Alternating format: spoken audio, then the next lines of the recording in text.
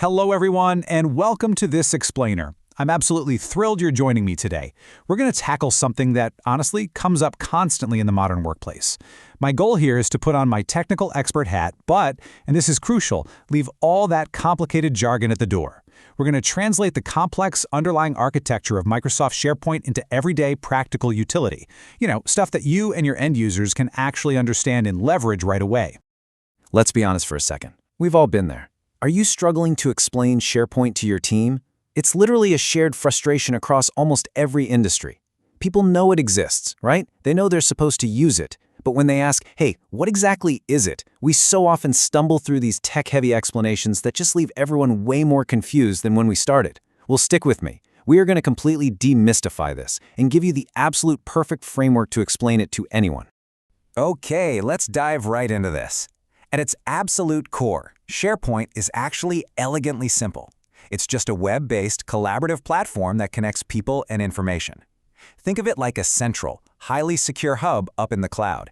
It's that digital space where all your team's content, documents, and intranet sites just live together happily, accessible from a browser literally anywhere in the world. Moving to Section 1, the engine room. Let's look at the three core pillars of SharePoint. Now, think of these next three pillars as the heavy machinery, right? They're running quietly in the background so your team can get their work done smoothly on the surface. So our very first pillar is all about connecting people. Now, as a technical architect, I might look at this as Active Directory integration and user profiling. Sounds complicated, right? But for the everyday end user, this simply means making teams and institutional knowledge easily discoverable. Actually, scratch that. It's more like you aren't just searching for files. You're searching for the right person who actually holds the expertise you need. SharePoint actively surfaces the people behind the work, completely breaking down those traditional silos that keep departments isolated from one another. All right, for our second pillar, managing content. IT professionals absolutely love to throw around words like versioning and metadata, but let's translate that into everyday use. What this actually means on the ground is ultimate document control. No more emailing a file back and forth until you end up with some monstrous document named presentation_final_version2_actuallyfinal.docx. We've all seen that, right? Instead, SharePoint tracks every single change automatically. It tags files with meaningful information so you literally never lose them and ensures the exact right people have the right access securely. And that brings us to our third pillar, collaborate easily. So the crucial point here is that SharePoint isn't just some static digital filing cabinet. No way. It's a vibrant, active workspace. It enables simultaneous co-authoring. That means you and, say, 3 colleagues can be typing in the exact same document at the exact same time from totally different time zones. It allows for seamless sharing with just a single click, and it hands you the tools to build really beautiful, functional intranet pages to keep everyone in the loop. Okay, moving on to Section 2, the translation. This is how teams actually use it in the real world. So when you sit down with your morning coffee, what do these tech pillars actually look like in practice? Well, where IT sees quote-unquote document sharing, your team just sees a nice secure place to store HR policies or co-edit a massive client proposal.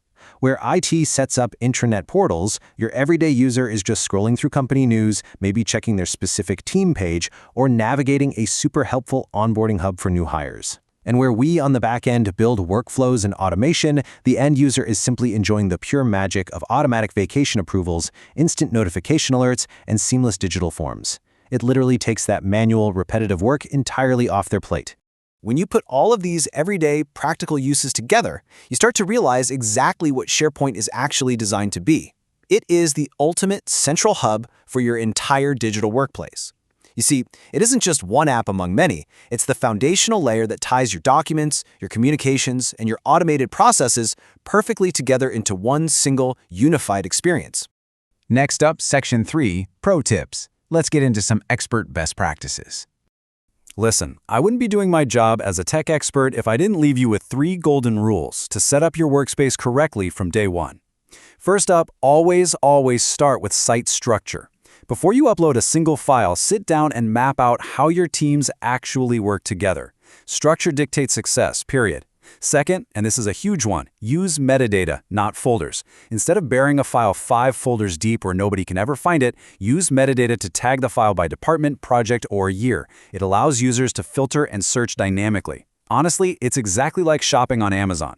And third, set permissions at the site or library level, not on individual documents. Look, trying to manage who has access to single individual files will become an absolute administrative nightmare, for sure. Keep it clean, keep it broad, right at the library level. So if you ever find yourself, say, stuck in an elevator with a confused manager who suddenly asks what SharePoint is, here is your polished elevator pitch. It's a web-based platform for content management, document sharing, and intranet sites that brings people and information together, boom. When all the mechanics we just talked about work together smoothly, that is the ultimate result. Now, I want to turn this over to you. The digital workplace is constantly evolving, right? And everybody's organization has its own unique quirks and challenges. So how do you explain SharePoint to your resistant colleagues? Like, what analogies actually work for you? Or, hey, what are the current messy issues you're running into while trying to build out your own hub? Drop down in the comments below and share your experiences, because I can guarantee you someone else out there is fighting that exact same battle. If this translation from thick tech jargon to everyday utility was helpful for you today, be sure to follow M365 Helpmate for more continuous tips and fixes just like this. And do yourself a massive favor. Save this explainer for later so you always have these golden rules right in your pocket. Because at the end of the day, you have to ask yourself one very important question. Is your organization's technology actually working for your people, or are your people just working around your technology?